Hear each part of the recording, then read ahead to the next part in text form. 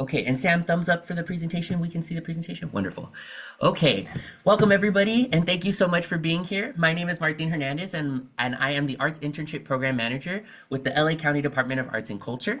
I'm joined by my colleague Sam Avithia, who is the Arts Internship Program Specialist, and together we would like to welcome you to the 2025 LA County Arts Internship Program Application Workshop. I'm actually going to kick it over to Sam to get us started. Oh, Sam, you're muted. Thank you. Thank you. Okay, sorry about that.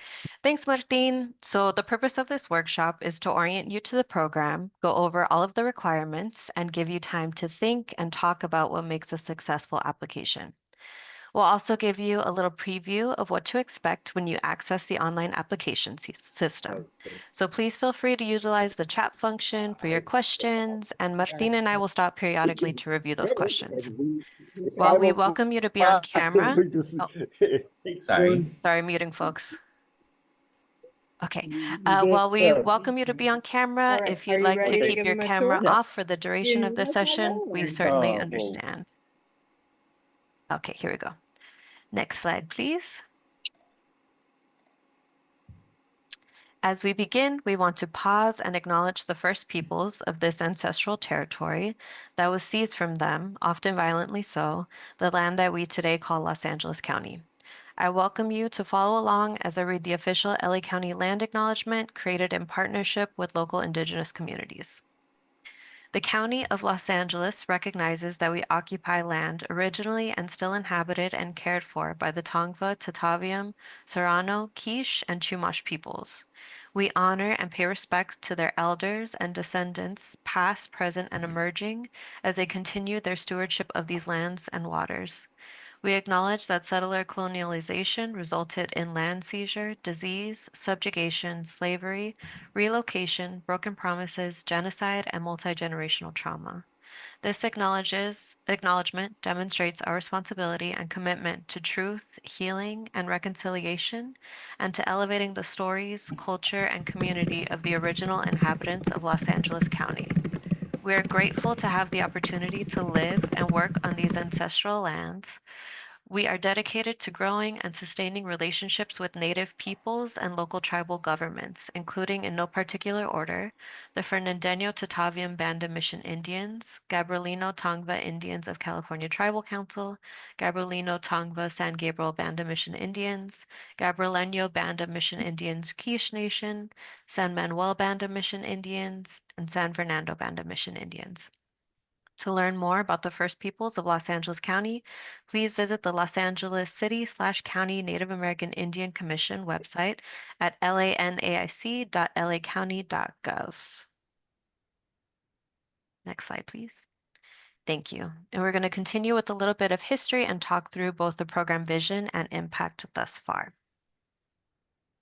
So first, some background. Some of you may be familiar with the Getty Merrill Multicultural Undergraduate Internship Program.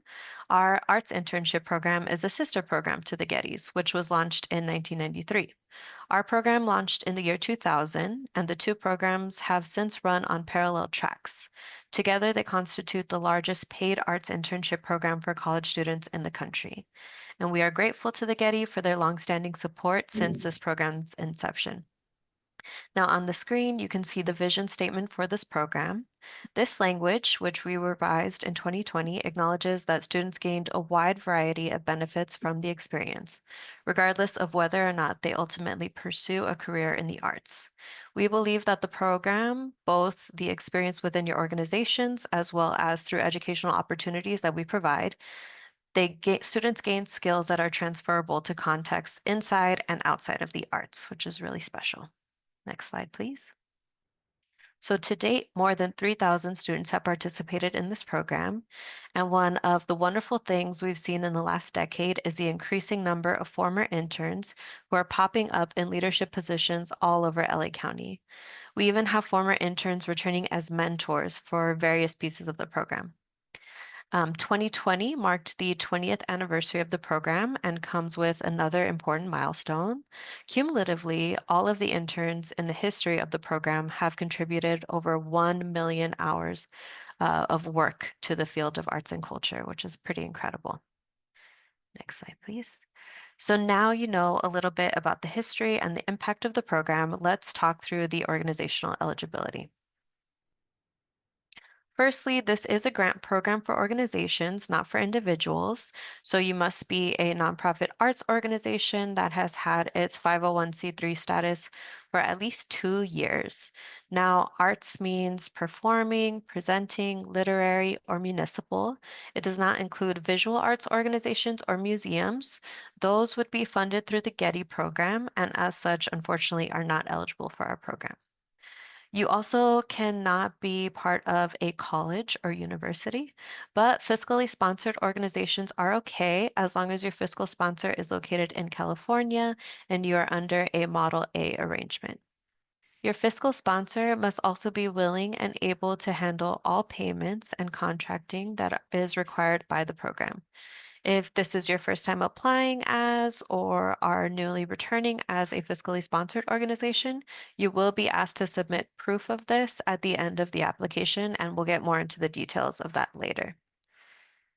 Next slide, please. This is, of course, a county program, so you must be based here in Los Angeles County. That means that you are physically located here and that your mission is to serve the residents of this region. Next slide, please. You must be an actively functioning organization, meaning you have a board that meets regularly with more than half of your board members living here in California.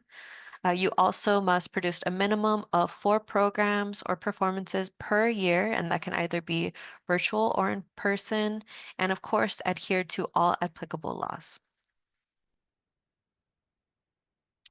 Grantees of our Community Impact Arts Grant Program, that's CIAG, are also able to apply as long as they are in good standing with their CIAG grant and have current arts programming. So these organizations are social justice and social service organizations who have arts programming, and they've contributed really great internship opportunities to the pool each year. Next slide. Again, if you are part of a college or university, or if you work for a visual arts organization such as an art museum, unfortunately, you would not be eligible to participate in the Arts Internship Program, but bear in mind, the Getty's program is available to you, and they do have a separate application process, and that'll open in just a few months. Wonderful. Thanks so much, Sam. I do see some questions in the chat that are actually going to be answered as we continue on as part of this presentation, so I'm not going to answer some of these now. I do see one question. If you are attending this as a grant writer for an organization and you are working on behalf of 2 organizations, does your attendance count? These application workshops are optional. They are not mandatory. Of course, we encourage folks to participate in them, but we are not tracking attendance. Will these slides be shared after the presentation? They will be posted on our website along with the recording of this presentation. And as I mentioned, the other questions that are in the chat we will be answering shortly. Okay, so now that you know a little bit about the history of the program and who it is that we're trying to serve, let's talk a little bit about what you get if your application is awarded. So we're going to talk about grant amounts and awards. So each organization will be awarded anywhere between $6,912 to $7,662 per intern. This grant is meant to be used to hire an undergraduate intern for 400 hours during the duration of your project. How much you are eligible for depends on your organization's budget size. This table breaks down the size of the awards based on your organization's budget. Organizations with budgets under $500,000 will receive an additional $750 administrative stipend per position to help offset additional costs of hosting an intern.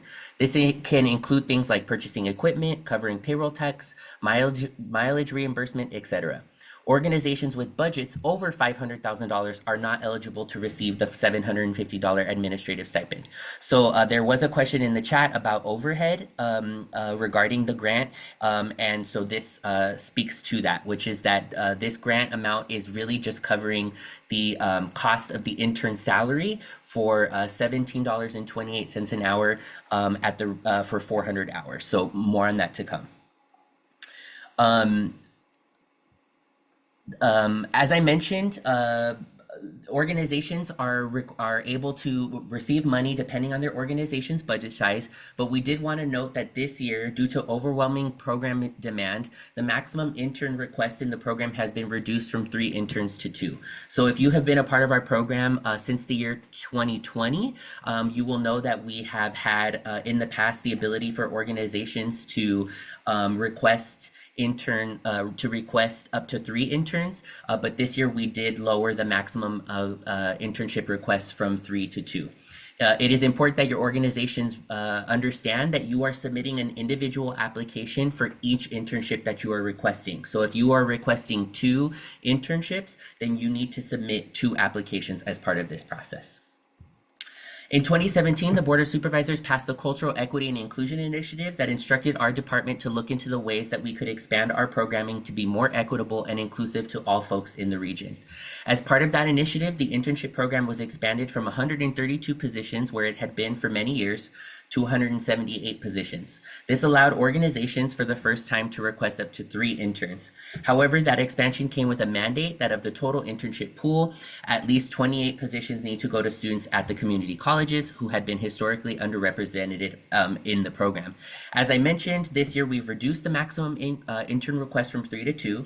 So in recognition of that change, any organization who self-identifies in the application as being interested in hosting a community college student will be listed on our website to help facilitate recruitment. No organizations will be singled out as community college hosts, as we have done in the past up to this point. Our team will continue to work extensively with the community colleges to get the word out about the program. Since this initiative was introduced, I'm happy to report that we have seen a major increase in community college students into the program from previous years.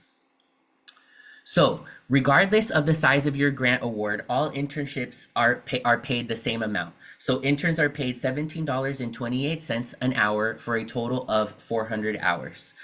It is extremely important that your organization plan for additional costs like recruitment, employer taxes, parking reimbursement, and mileage. If these things are necessary parts of the intern experience, then the expectation is that your organization reimburse the intern for those things like parking reimbursement and mileage on top of their salary. Those are not covered by the actual grant itself. So again, the grant covers the hourly salary for an intern at $17.28 an hour for 400 hours. So if your organization has a budget under $500,000 and you receive that $750 administrative stipend that I mentioned a minute ago, your organization would be able to use those funds for things like parking reimbursement, mileage, equipment needs, so on and so forth. If your budget is over $500,000, then those things would not be covered by the grant and would need to be covered by your organization. One frequent question we get is, where do taxes fit into all of this? Remember that the grant is to the organization, not the intern. The intern will be hired by your organization as a regular employee. If you use a payroll service, then your intern should be put on payroll, meaning that he or she will receive the $6,912 minus taxes. If you do not have a payroll service and pay your intern the full amount, you will need to issue a 1099 at the end of the year. However, payroll is highly recommended for all organizations, given, of course, Assembly Bill 5, also known as AB 5. Your organization must comply with all labor laws when hiring the intern. Unfortunately, we are not lawyers here at the Department of Arts and Culture, so it is up to your individual organization to determine with your resources the best way to bring the intern in. One final note, the City and County of Los Angeles review their minimum wage each year in January, meaning that between the time your organization submits the application and when the awards are announced, the minimum wage in the county may change. In fact, this is something that has happened every year for the past 3 or 4 years. Awarded grantees will be notified in January 2025 of any changes, and the award amounts for this program will be adjusted accordingly at that time to account for any pay increase. It will be the responsibility of the grantee organizations to ensure that interns are receiving the new rate of pay. Okay, so I'm going to pivot over to Sam to answer a couple of questions. Okay, we have the first question we have here is, what if an LA-based company wants an intern to work on projects outside of the state? Martin, I'm gonna pass that to you. Yeah, the priority will be given to internships to interns that are working within LA County. Again, this is an LA County program. It's funded through taxpayer dollars here in LA County. So organizations need to be based in LA County and the intern's primary project need to be within the LA County borders. We do have some organizations, for example, theater organizations who are traveling shows that happen in different parts of the country. It is okay for a small percentage of the intern's work to be supporting that, but the projects will be given priority based in LA County. Thank you. I could take this one. So could you clarify the rule about submitting one application per internship? If an org is requesting two interns for the exact same internship, same duties, goals, etc., do we need to submit two applications? Unfortunately, organizations cannot submit applications for the same internship. You would only be awarded, or only one application would be considered. You can't apply for the same internship. They should be different. Anything to add there, Martin? Yeah, just that we prioritize projects that are and internships that are different. So if an organization is requesting two exact internships of the exact same type, it is highly unlikely that those would be funded by the panel. Thank you. Do interns have to be employees or independent contractors?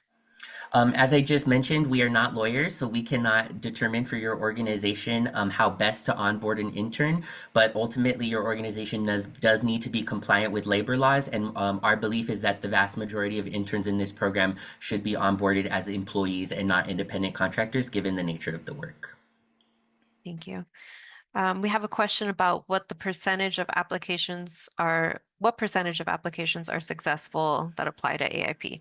Unfortunately, I do not have a percentage, and that is because we have had wildly varying application numbers every year.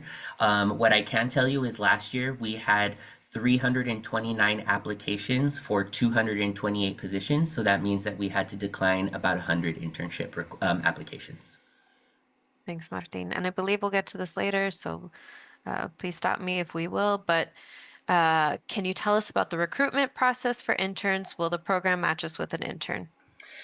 We will get to that, and I see the clarification that's coming up, and I promise we're going to make that clear in just a little bit. So please hang tight for those last two questions where we are coming up on that. Okay, so let's talk about program requirements, timeline, and intern eligibility. So we talked earlier about organization eligibility requirements, but there are other things that the panel look for in organizations that participate. They are really looking for organizations who are truly able to take on an intern during the program, meaning that the student will not be banished to a desk in a closet and asked to fend for themselves. Capacity to recruit, select, train, and mentor your intern is paramount. The panel does look closely at that to get a sense of how your organization will approach the program.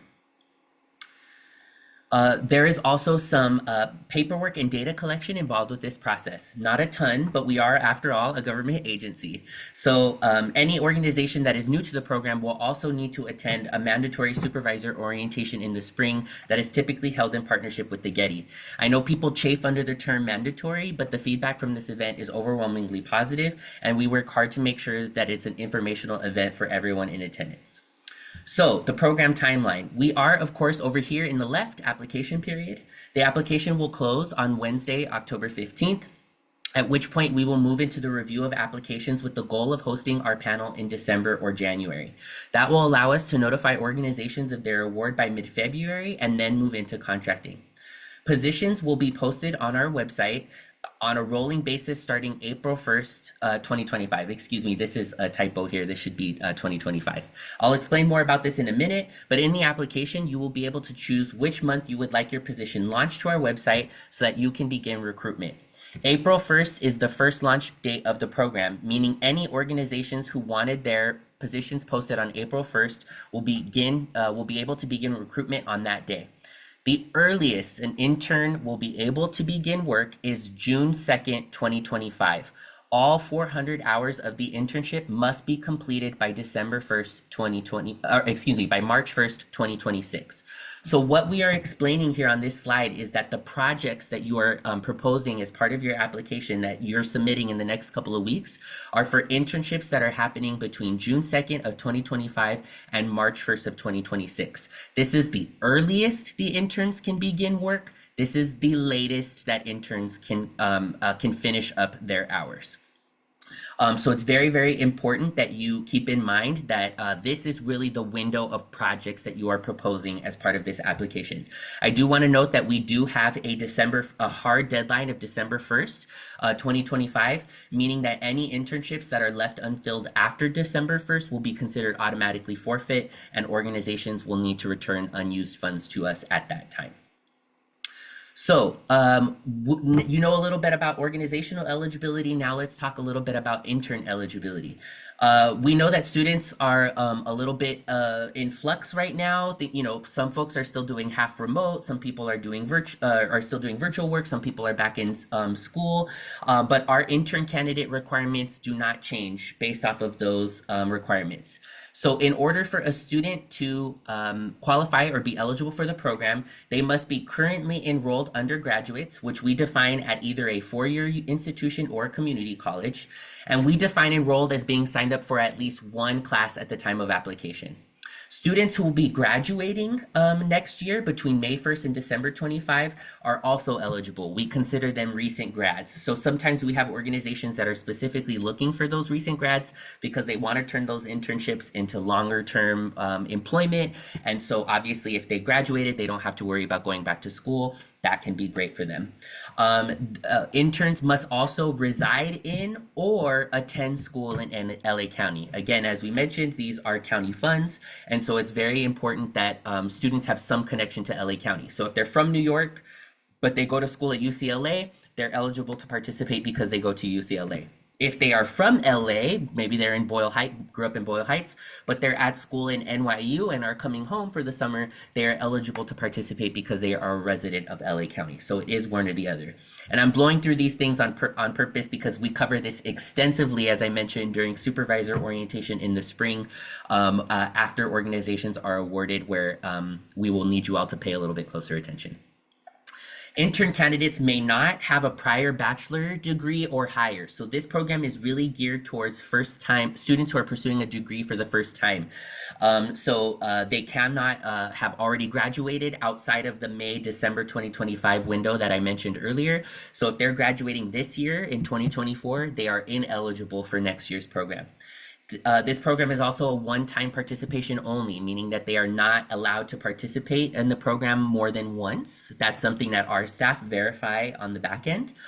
And interns cannot be previous staff members or relatives of staff or board members at your organizations. So if you are connected to a college student and they are your executive director's son, they are not able to take an internship at that organization where they have the connection. They're welcome to apply to other organizations, but they cannot apply at the organization where they are where they have the personal connection. So we're about to dive into the structure of the internship proposals, and I promise this is where we're going to get to answer some of those questions that are in the chat, but I want to make sure that we're clear about two things. In recognition of the shifting world of work, we are asking that you submit internship proposals that can be completed on site. The priority is on-site internships for this program. However, you will have the option for up to 100 of the 400 hours to be worked remotely. Of course, if there's a resurgence in COVID and we need to shift the requirements of that, we will be in communication. But what we want to drive home here is that our expectation is that the vast majority of these internships happen mostly on site with some 100% hour flexibility if needed. Secondly, all equipment an intern needs to complete the internship must be provided by the organization. That most commonly takes the form of a company-issued laptop or computer, but regardless, if there's other devices and things that the intern will need, the expectation is that the organization provide them. As I mentioned, if you have the $750 administrative stipend, your organization can use that to offset some of those costs, but it is very important that your organization prepare to provide those materials, and that is the expectation as part of participation in the program. So, our new format for the 400 hours gives your organization some flexibility, but will require advanced planning. So when you are actually submitting the application, you will need to think about, when do you want the intern to start? When do you want the intern to end? And so these are the questions in the application that we're going to ask that highlight some of those pieces. So first thing that you're going to have to select is the launch date of your position, also known as when your organization can begin recruitment. As I mentioned, the first date of that will be April 1st, 2025, but we will have 3 additional launch dates that your organization will be able to select, and that's your organization saying, on this month we will be ready to start hiring and start interviewing for this position. You will also need to think about how many hours the intern is going to work per week. Those hours cannot be any less than 15 hours a week and cannot be any more than 40 hours per week. It is very important that your organization start thinking about that now, as you're putting the application together, because we're going to ask you to submit preliminary, I will say, start dates and end dates for the internships. So what we're alluding to here is that at the time of application, right now, this application is going to be encouraging you to be thinking about the structure of this internship. And that is intentional because we want to make sure that interns are coming into an internship that it's been well thought out, well planned. That's not to say that there can't be some flexibility or things that can't change, but we are, and you will see, and the application is set up to ensure that your organizations are thinking about these timelines, thinking about how many hours per week, thinking about the start and end dates as part of the application. So, as I mentioned, it does give your organization a lot more flexibility. This program actually used to be a summer program only, and now we have a wider, more year-round 9-month window. So with that flexibility is great, but also requires a lot more advanced planning. For example, let's say that an organization has a project beginning in June and ending in September. So they want their intern to start as possible, which would be June 2nd, 2025. That organization has decided that their intern will work 15 hours a week. 400 hours a week, 400 hours of an internship at 15 hours a week is a 27-week internship, meaning that that intern will not complete their hours until the first or second week of December.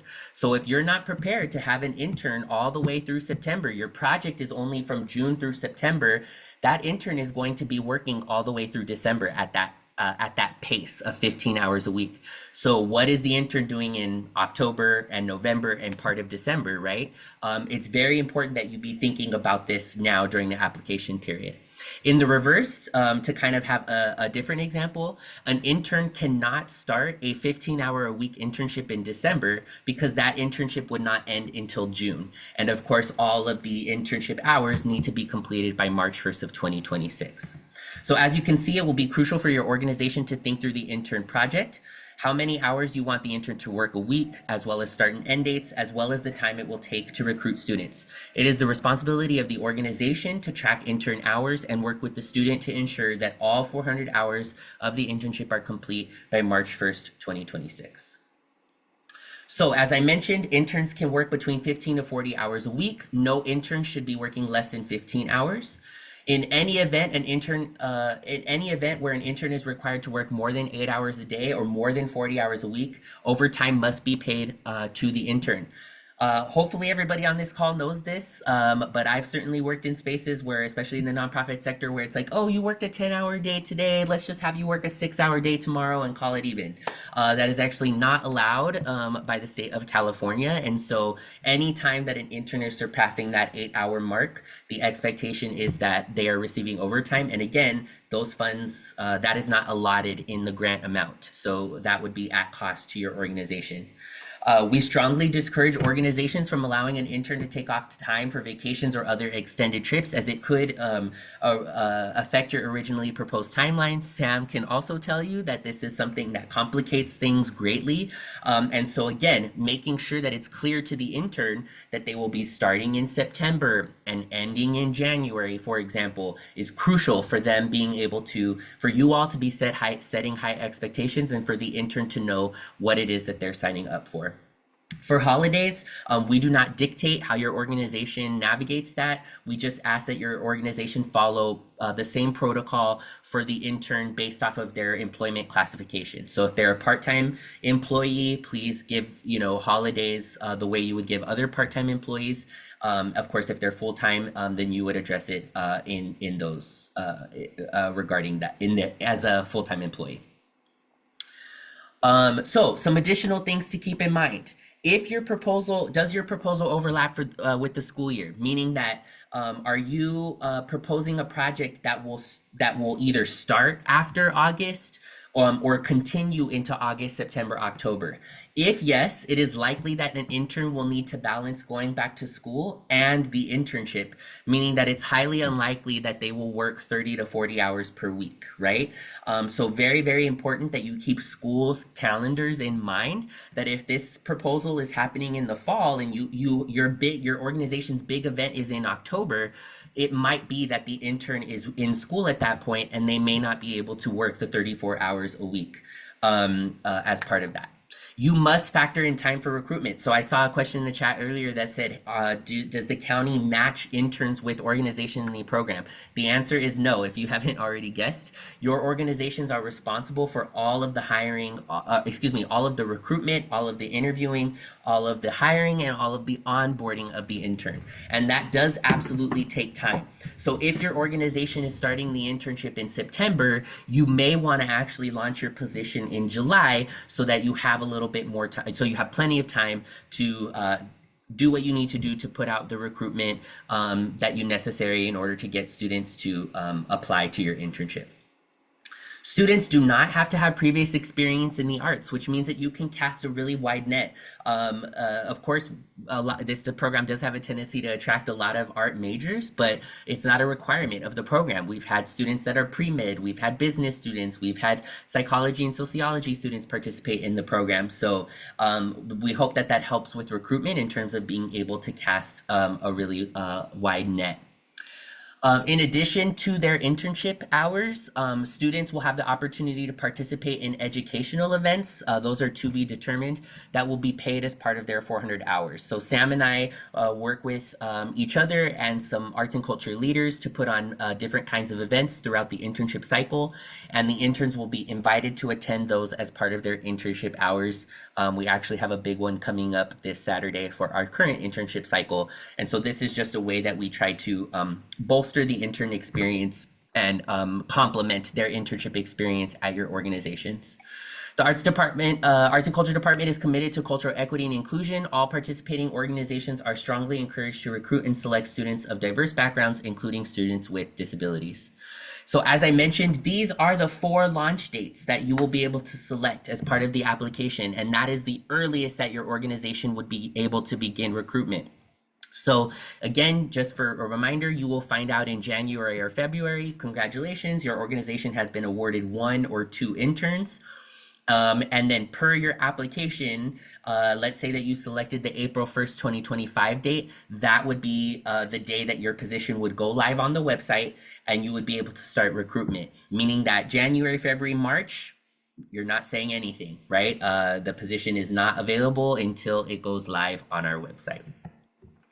Okay, Sam, let's jump into some questions. Okay, we got one question about worksite. Can on-site be at the performance venue? Our organization does not have an office. Yes, that is totally fine. Yes. Great, thank you. Can high school students in dual enrollment programs apply to be interns? They have in the past. I will say that this is typically the caliber of the work in these internships is difficult for a student to navigate. At this point, you're asking them to navigate high school, college, and an internship. So we don't really recommend it, but it has happened. Thanks, Martin. Yeah. Next question, does each organization need to write internship job descriptions for the county to post on the website? Yes, and we are about to discuss that as well.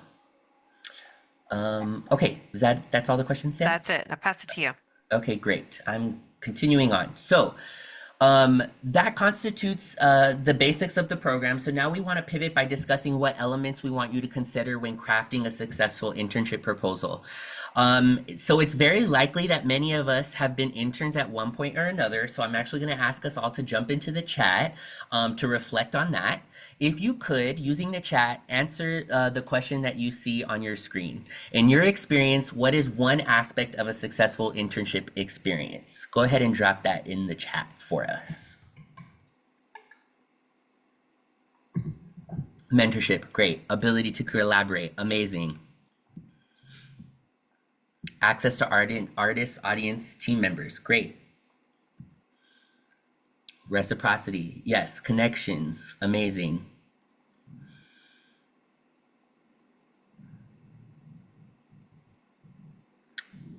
Taught the overall scope of the organization and how it was helping, amazing. Well-structured projects, tasks, inspiration, yes. Mutually beneficial goals.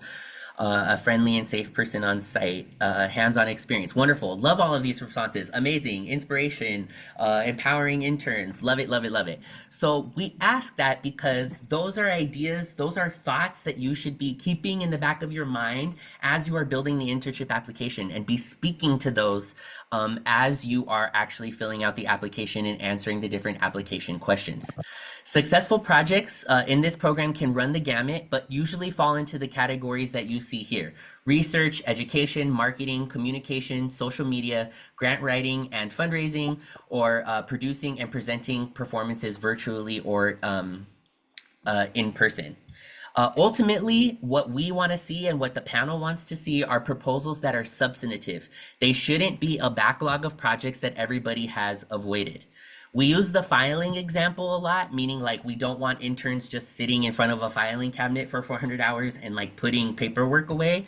However, we all know that all jobs include a degree of administrative or other busy work. We're not saying that there can't be any, but it shouldn't constitute the majority of the intern's work or project. A common mistake we see in the framing of these proposals, or of these applications, is framing the proposal as a staff position.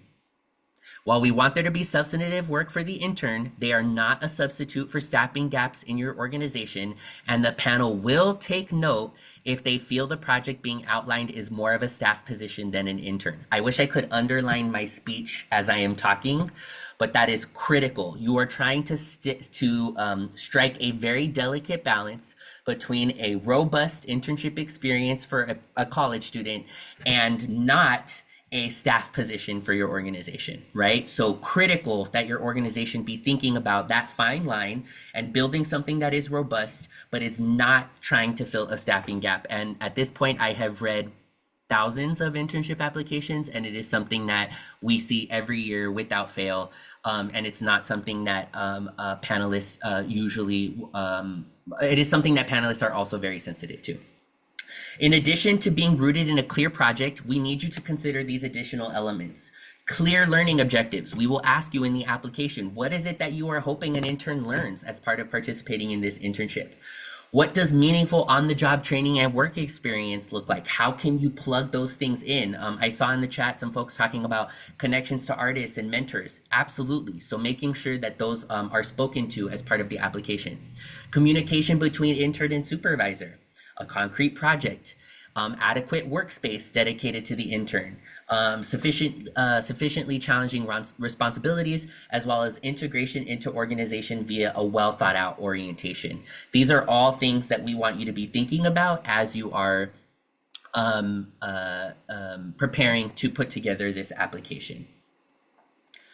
You can actually go to our website right now, www.lacountyarts.org/internships, and actually take a look at the list of positions for this current cycle, the AIP 2024 cycle. That can be a great way to just get a little bit of a sense of what other organizations are doing and the kinds of projects that are being funded through the program. So please feel free to check that out if that is helpful as part of your review.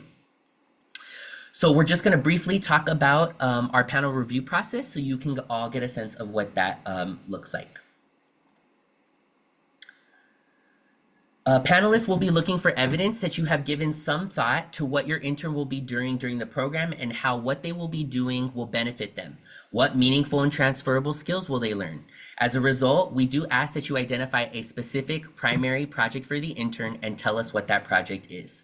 We know that taking on an intern is an investment, so you can have the most amazing project in the world, but you must also have the time and capacity to take care of your intern. One of the most consistent critiques we hear from interns is, I love my organization and they do great work, but they don't need an intern, they need more staff. There is a balancing act required here, as I mentioned before. We want you to give your interns meaningful experience while also recognizing that they are signing up for a short-term commitment. If you've participated before, panelists will also consider the organization's history with the program and specifically whether there have been issues in the past regarding payment or supervision of the intern. All applications go through 2 levels of review. The first level of review is aimed at assessing the strength of the application and how well it meets the goals of the program. The second level of review is aimed at finalizing the pool based on a number of competing factors that you can see here on this slide. This can include things like the communities served, geography, where the internship is located, discipline, cultural tradition represented, organization budget size, type of internship project, for example, marketing or production, as well as the interest in and capacity to recruit and host community college students.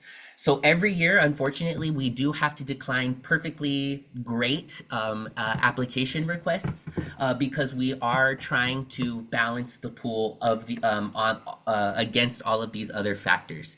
I do want to note that last year, as I mentioned, we received a record number of applications for the whole history of the program. And so these levers became much more important.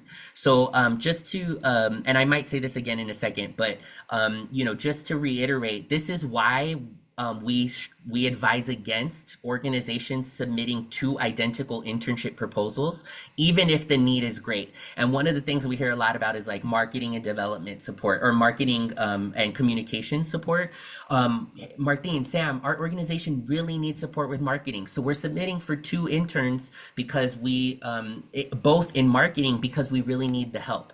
We understand that, but the panel again is looking at this internship as a program as a whole, and so it does not make sense for us to award 2 identical positions to one specific organization when we could award an additional internship to another organization doing completely different work. So this is why we emphasize unique proposals for each individual application coming from a specific organization.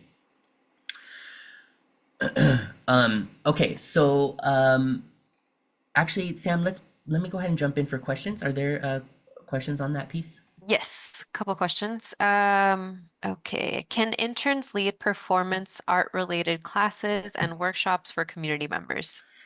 Yes, but your organization needs to speak clearly in the application to how they will be supported in doing that. You also will need to think about things like fingerprinting that is oftentimes required for students, that live scan that is required for students that are working with young people, specifically in schools. That also should be spoken to as part of the application, meaning that in the description, you may need to say students that apply for this internship might need to pass a live scan in order to participate, right? Yes, but think about all of the layers that come along with that. Thanks, Martin. Next question. If an organization's application has been declined in the past, what is the best way to receive feedback so the new application is structured for success?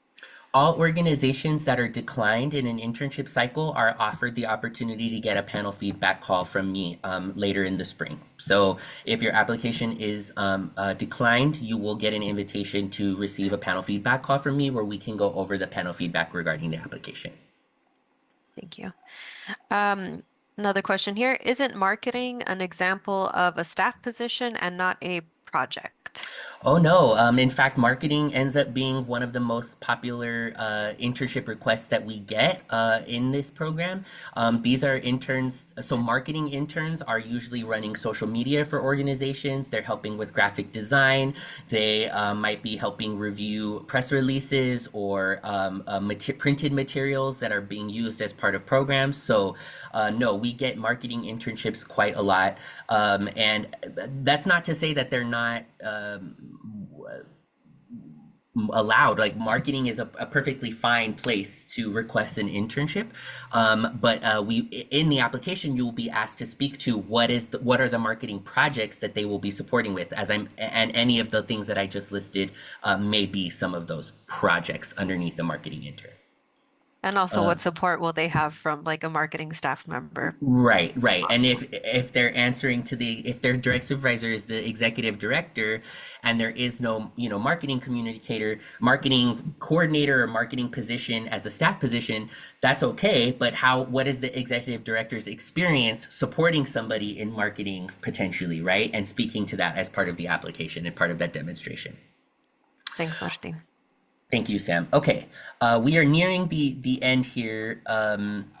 So bear with me. Okay, so if you are not, so here are the additional documents that are going to be required for your organizations to submit as part of the internship application. But I will say that if you are a current grantee of our internship program, or a current internship or current grantee of our organizational grant program, then these do not apply to you. So to say that in another way, if you are not a current grantee of our program or our organizational grant program and were not awarded interns in 2023, then you will need to provide these additional documents. So the first is a copy of the organization's 501c3 determination letter. That's number one. Number two, you will need to provide some kind of financial documents, which can be one of the following: a copy of the organization's SMU Data Arts OGP Funder Report, which is recommended, as well, or a copy of an audited financial statement for the applicant's for the applicant organization's most recently completed fiscal year for a tax year ending on or after June 30th, 2022.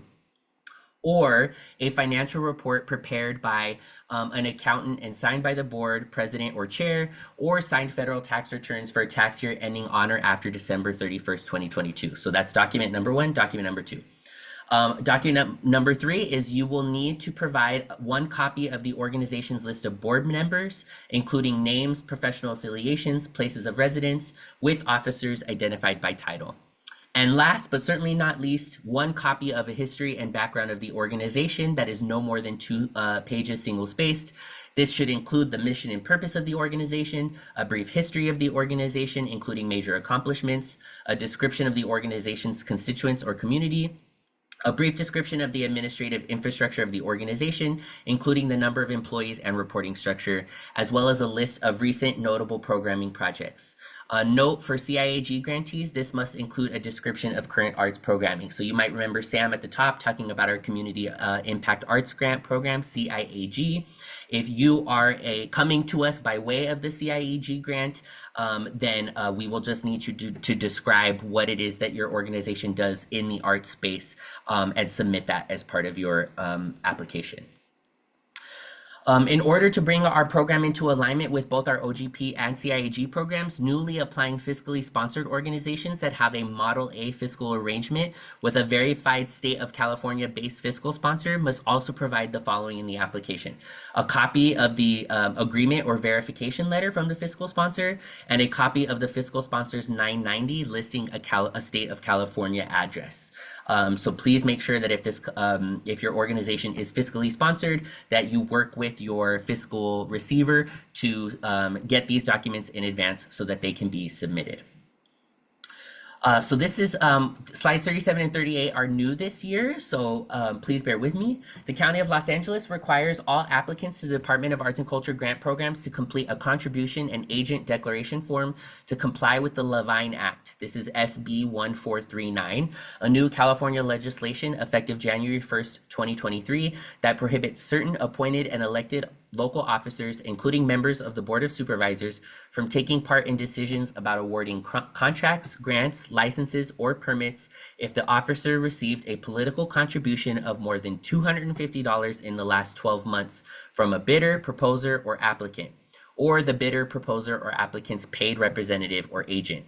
For more information about the Levine Act, visit pay-to-play limits and prohibitions at ca.gov. To comply with the Vine Act, California state law requires you to disclose information about contributions made by certain individuals, such as paid employees, paid agents, or paid board members that represent your organization and agency. You will disclose any required information by completing the contribution and agent declaration form, a digital form that is a required component of our online grant application. Information is being collected for transparency and compliance purposes only. Reporting contributions will not disqualify you from the grant program. Failure to respond to required questions will result in an immediate disqualification of your application to the grant program without exception. No grace period will be provided to complete this requirement. Applicants should be prepared to dedicate extra time to the process of reviewing the form, collecting and assessing data, and preparing accurate responses. As staff, we are unfortunately not able to provide advice to grantees for filling out this form. However, we do have several resources for your organization, for your organization to utilize, including the following, what you can see here on the screen. So the first is we have built an entire web page on our website that contains all of this information and more. It also includes a link to a previous workshop that we hosted where we talked about this specific requirement and we answered questions about this specific requirement. We do have an upcoming workshop happening next week, and Sam is actually going to drop the link in the chat. Thank you, Sam, to sign up for that Levine Act workshop. Highly recommend that you participate in that workshop if you have any questions, and sign up if you are able to. Thank you, Sam, for dropping that in the chat. So the website that she's linking you to has all of this information in addition to the Eventbrite link for you to be able to fill out.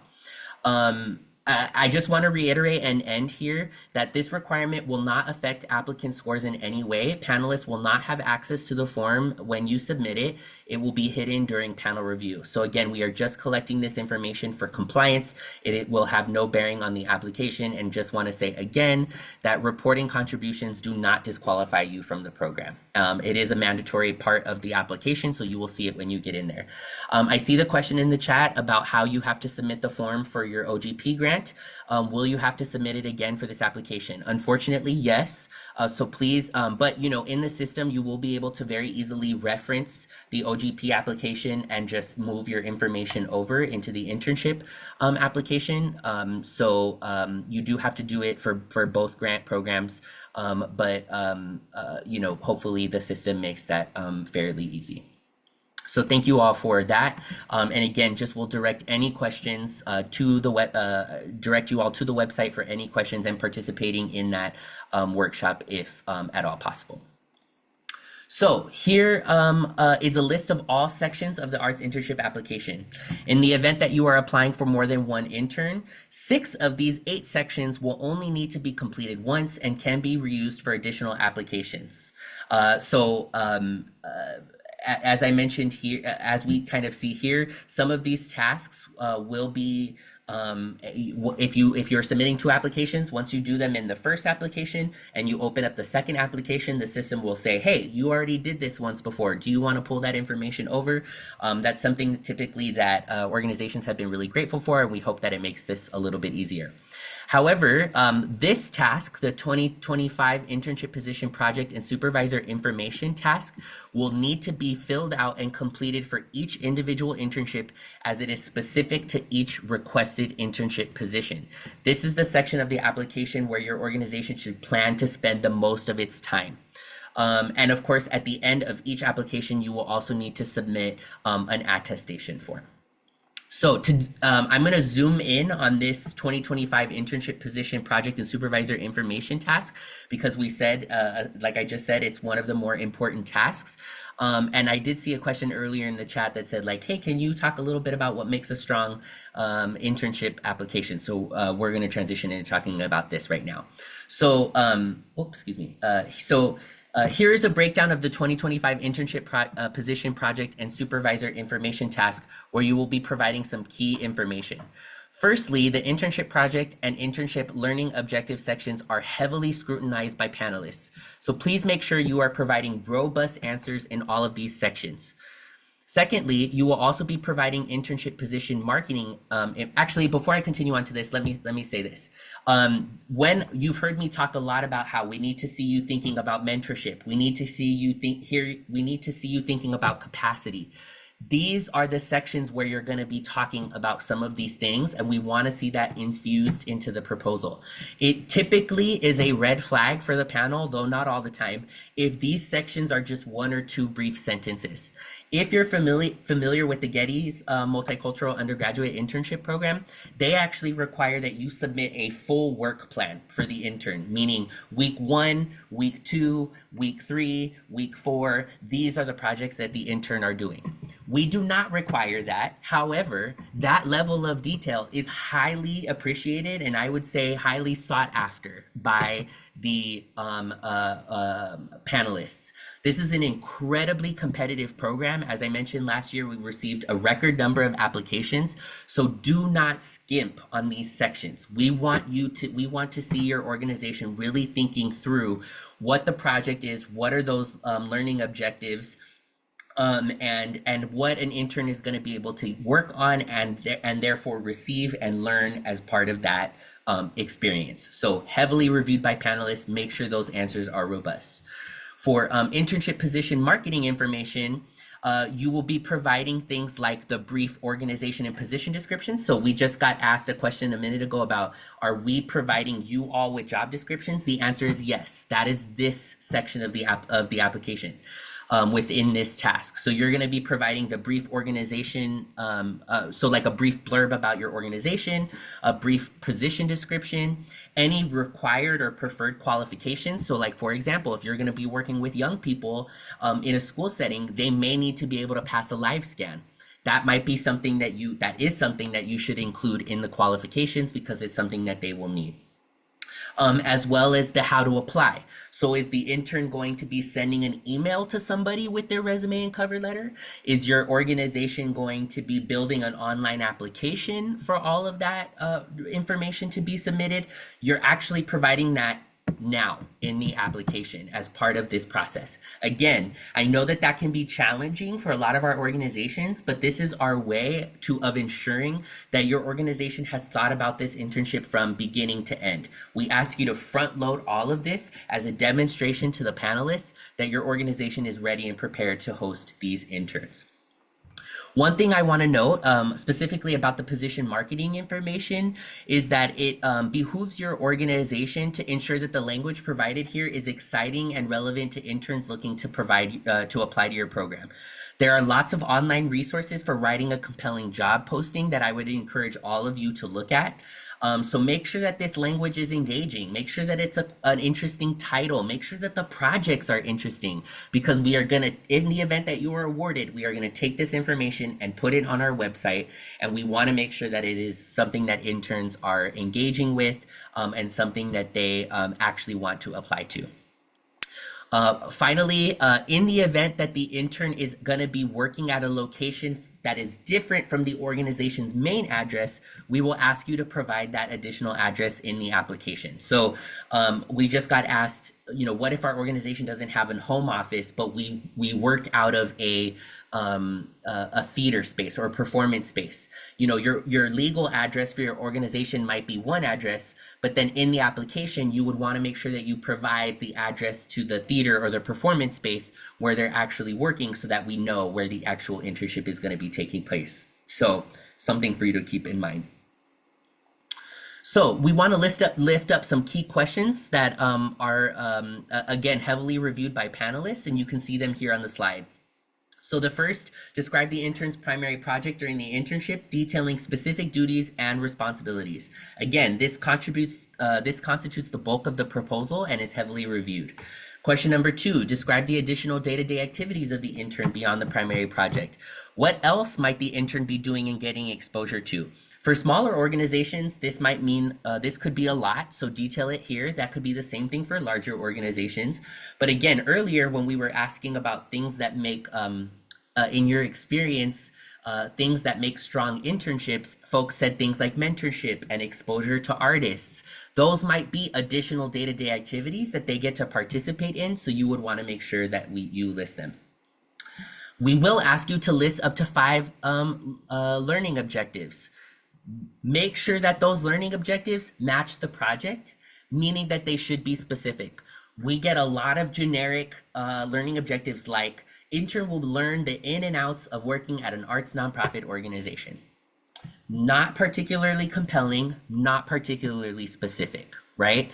If you are proposing, let's say, a research and evaluation position where an intern is going to be reviewing program data, a learning objective might be something along the lines of learning how to manage and work with and extrapolate data from this specific community for the purposes of writing reports or generating grant applications, so on and so forth.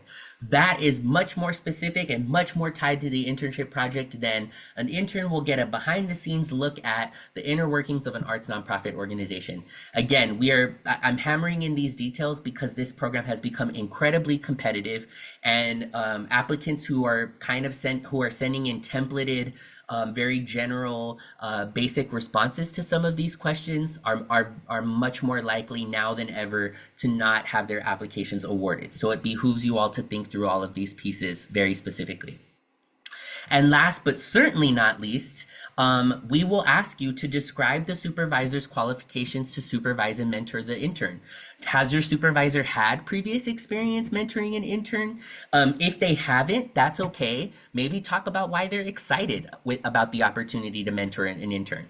If it's the opposite, which is that they've had many years of supervising interns and working with folks from the colleges, that's even better. Make sure that information is being shared as well. So you will be asked to talk about the supervisor's qualifications to supervise and mentor the intern. Final 2 questions I want to call out here. This first question asks you to think about your recruitment practices. This is a crucial element of the program. What can you do to ensure that you get a diverse applicant pool?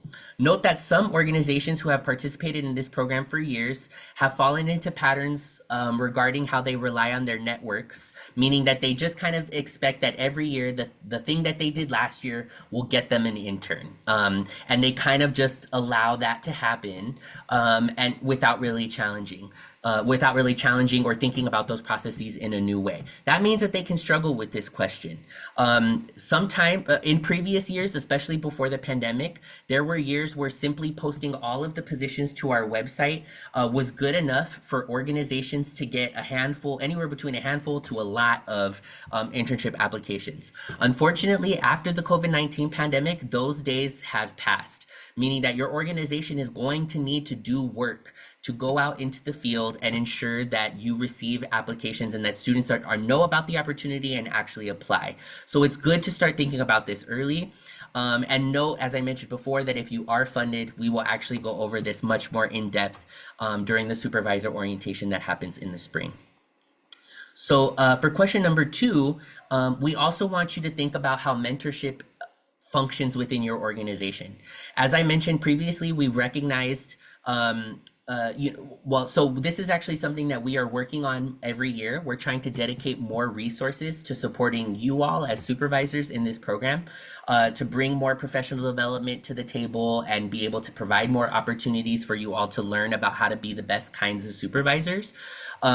So this question provides a space for you to reflect on your organization's attitude and philosophy towards welcoming a new person into your organization for a short period of time. So again, why is this important? Why do you want to work with students from the community, from colleges and universities, and what do you feel like they can bring into your organization? If you are a grantee of our program from the year prior, this is also a space to elaborate on any lessons learned and what your organization is committing to doing differently if your organization had a poor internship experience the year prior. So this is something that sometimes our grantees miss. I do my best to talk to grantees and tell them about this as we're navigating issues. But to put it another way, if you are if your organization at any time has been a part of this internship program and had a poor experience with the intern, meaning that the intern quit the internship in the middle, or you had to terminate an intern for some reason, or there was a miscommunication that led to the intern having to end their internship early, we expect your organization to address that as part of the application and speak to it directly. As I mentioned earlier, your organization's history is very much included as part of the panel review.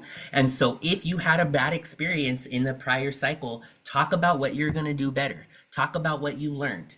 And that a lot of times can go a really long way with the panel who really want to see organizations acknowledging that. So don't try to glance over it. Don't try to pretend like it didn't happen. The expectation is that is addressed as part of the application itself.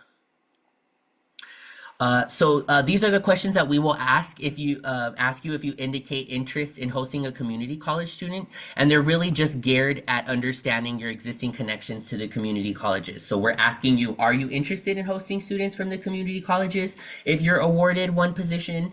And if you could just tell us a little bit about what history you have with the community colleges, if any. This information is really more just for our knowledge. It doesn't really have a bearing on the application. But if you do tell us that you're interested in hosting a community college student, then as I mentioned earlier, you will be listed on our website to help facilitate that recruitment. So before we get into navigating the online application, here's a final reminder about important deadlines. So again, the deadline for the application is Tuesday, October 15th, 2024.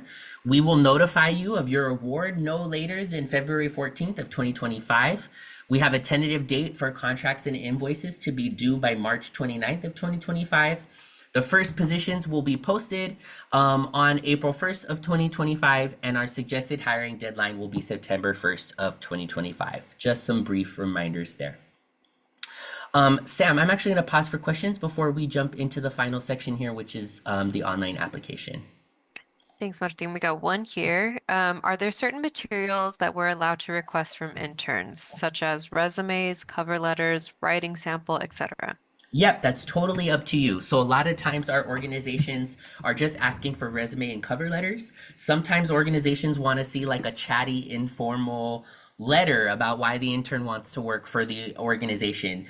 We have here and there seen some folks ask for video submissions saying, hey, send us a video.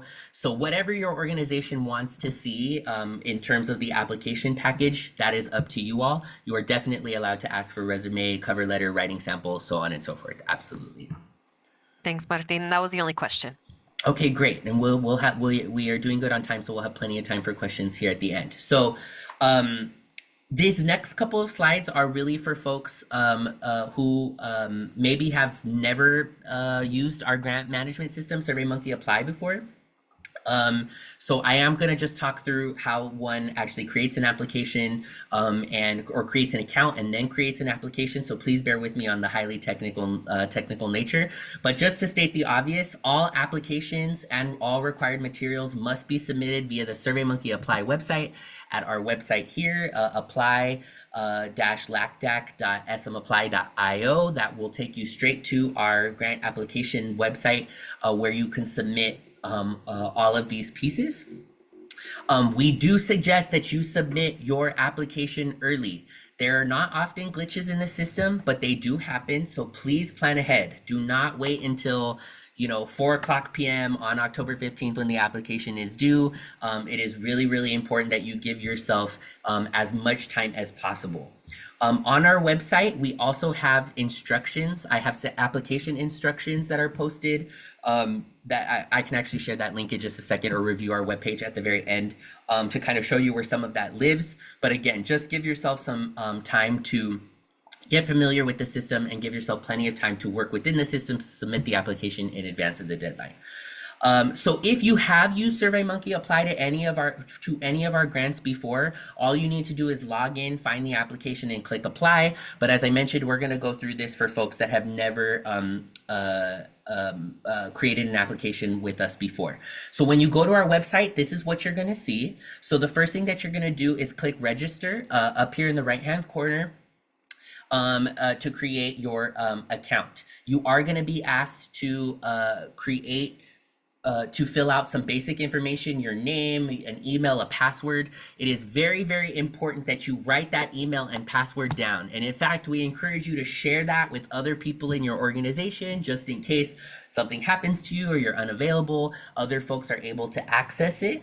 And so you will put in all of that information. Then you will receive a verification email. And so it's very important that you verify that email account. And this verification button will be here until you do that verification email. So just go ahead and get that taken care of so you can remove one pop-up from your webpage. After you do the verification email, what you're going to do is come in and fill out your eligibility profile. This eligibility profile is extremely important because it's actually going to dictate for you what applications you see in the online portal.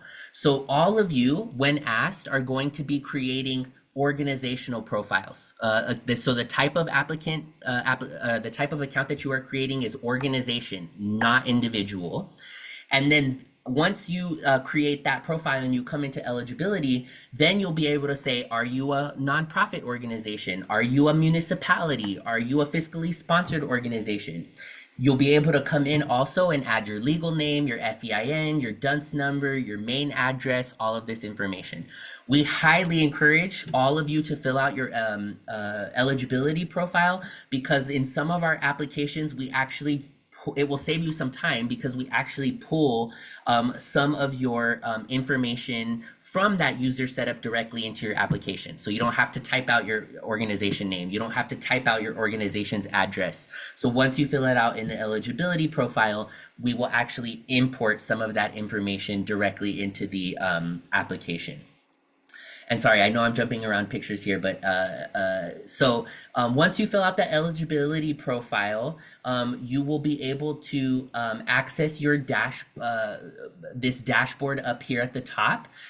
If you are trying to get to all of the grant applications, that includes OGP, internship program, CIAG, you click this My Applications button at the top, and you will be able to see any of the existing applications that you have open. If you click the Programs button, it will take you to that full list of applications for you to be able to access.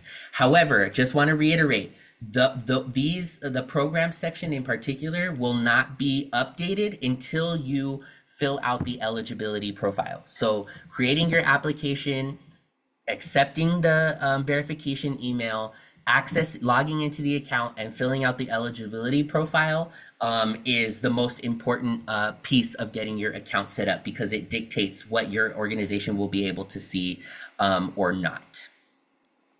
As I mentioned again, you should always apply as an organization, but your org type will vary based on what type of organization you are. Remember that municipalities, fiscally sponsored projects, and 501c3 nonprofits are eligible, so make sure that you are selecting the correct organization type that's here in this organizations button.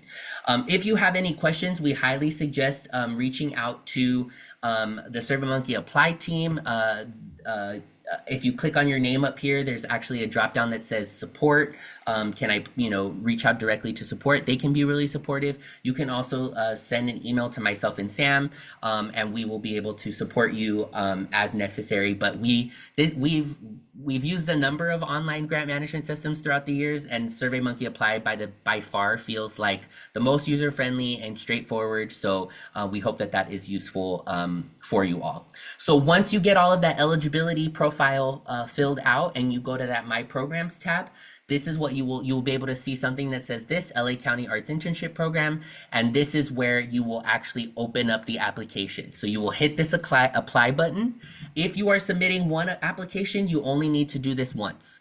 If you are submitting 2 applications, then you will need to hit this button twice to generate 2 applications, and those will be the 2 applications that you will work with and submit as you move towards the deadline. One final thing I want to mention is that there is a green submit button once you complete your application. I'm sorry, I don't have a picture of it here. There is a green submit button as part of the application. So just make sure that you are actually hitting, once all of the tasks have been filled out as part of the application, please make sure that you hit that submit button. That will make sure that your application goes through. You will get a confirmation email from the system saying that congratulations, your application has been submitted. Just make sure that you hit that green submit button at the end. As I mentioned, please feel free to send us an email, internship@arts.lacounty.gov. We are happy to answer any of those questions that you have. If there's weird things that you're experiencing with the system, we actually had that happen earlier today. Please just feel free to reach out to us and we will answer any of those questions as they come in. Okay, the rest of the time that we have today is allocated for Q&As. I see some questions in the chat. I'm also going to try to make sure we go back and answered everyone so far. But if you have additional questions, please submit them in the chat. And Sam, I'm going to ask for you to come back up and support us. Sure thing. Okay, first question we have here. I know you mentioned on-site will be preferred. Are we ineligible if over 100 hours of the internship would be telework or remote? No, you are not ineligible. We do have organizations that have home offices that sometimes have interns work from home offices. Sometimes we have interns that are organizations that have no office whatsoever, and so they need to request that the internship be fully remote. It does have to be something along those lines, like your organization does not like everybody works remotely, and there is no main office point for folks to work from in order for folks to apply. But you, again, would need to really speak to that as part of the application. And also, how do you plan to support an intern that is working a ton of those hours remotely? Like, we would need to see that in the application to make sure that that's clear for panelists. Yeah, great question. Okay, next up, once submitted, can the application be edited and resubmitted? Once you click that green submit button, it is locked in. So what we suggest is that you fill out all of the application tasks and then and double check everything before you hit that green submit button. You can email us and ask us to unsubmit it for you, but we can only do that during the application window. We cannot do that after, and I'll just say now that, like, on the day of the deadline, Sam and I end our day at 5 o'clock. We won't be unavailable after 5 o'clock that day. So, if you try to send us an email at 7 o'clock on the night of the deadline and say, oh my gosh, we need to unlock the app or unsubmit the application, we're not going to be able to support you. So just make sure that you're very, very clear and that everything is filled out the way it's supposed to be before you submit that. Thanks, Martin. One that came up earlier in the meeting is, can a botanical garden that hosts regular art and science exhibitions participate in this program? Connect with me offline, please. If you could send us an email or sign up for office hours, I'd like to talk through your particulars. We define arts organizations as organizations whose budgets are more than 51% arts programming. So my sense is that a botanical garden is not immediately eligible to apply for internship. However, there's our Community Impact Arts Grant Program, which I'd be happy to connect you to. So please, to that individual person, please send us an email so that we can connect with you individually and talk through those particulars. Thanks, Martin. Okay, next one up here. What if your organization does not have an office / works remotely, but does a wide majority of programs in person and would have the intern be in person for these programs? That's an ideal scenario because it's a little bit of the best of both worlds. I would encourage your organization to think about a home base for the intern if possible. Can it be a home office? Can it be, a co-working space? If you're doing all of these programs in one specific location, can that be where the intern is actually housed? But that is something that some of our organizations do. They are doing all of the work remotely, but they have an intern show up on in person for these events. Again, that's something that you're going to want to make sure that you make very clear when you put together your internship position posting, right? That this position has the flexibility to work remotely for some of the hours, but the expectation is that the intern is going to be on site for XYZ programs. So the clearer you can make that, the better. While we're waiting for other questions, I just want to, what you're seeing here on the screen is our internship is the web page for the internship program. So if you come to our website and you click funding and you come to Arts Internship Program, you'll be taken to our main page. You can then click this apply button, and here are all of the materials that you would need in order to complete the application. So the recording, this actual recording will be up here later this week. We also have a copy of the guidelines. Please make sure that you are reviewing those carefully. Sample application questions. So this is actually the application in its entirety. So you can take a look at that application in a PDF format without having to log into SurveyMonkey at all. And then application instructions. So how to open up an application and how to register with SurveyMonkey Apply, those instructions can be found here in the AIP application instructions. We just pulled all of that into an additional PDF. Okay, any other questions before we wrap up? And Sam, did we get through them okay? I think we got through them all, unless any more come up. Okay, great. So as I mentioned, and actually, let me go ahead and just pull this out of this slide. Here is the link to my office hours. And oops. Here's the link to my office hours. If there's specific questions that your organization has, you're like, hey, Martin, we're kind of unique in this way, and I just don't really know how to address this. Please, please, please use this link to schedule office hours with me. Actually, I think that might be the wrong link. Let me grab the correct one. Apologies. Please, please, please reach out. I will just be very honest and say I host these office hours every year and very few grantees take advantage of them. Part of that, I think, is that here we go, folks. This is the correct link. Part of it is that OGP and CIAG are big grant applications, and those are open at the same time. So we know that organizations are kind of focusing specifically on those applications right now. But, I do make myself available for one-on-one 15-minute calls. We can sit down and talk through any particulars of your organization and the things that you need. These workshops are not always great for answering those kinds of questions, but please, please, please schedule some office hours with me, and I'd be happy to answer any questions that you might have. All right, folks, I don't see any other questions. Sam, thanks so much for all your support today. Thank you all for making the time to be here with us. And we look forward to seeing your applications in the next couple of weeks. Take care, everybody.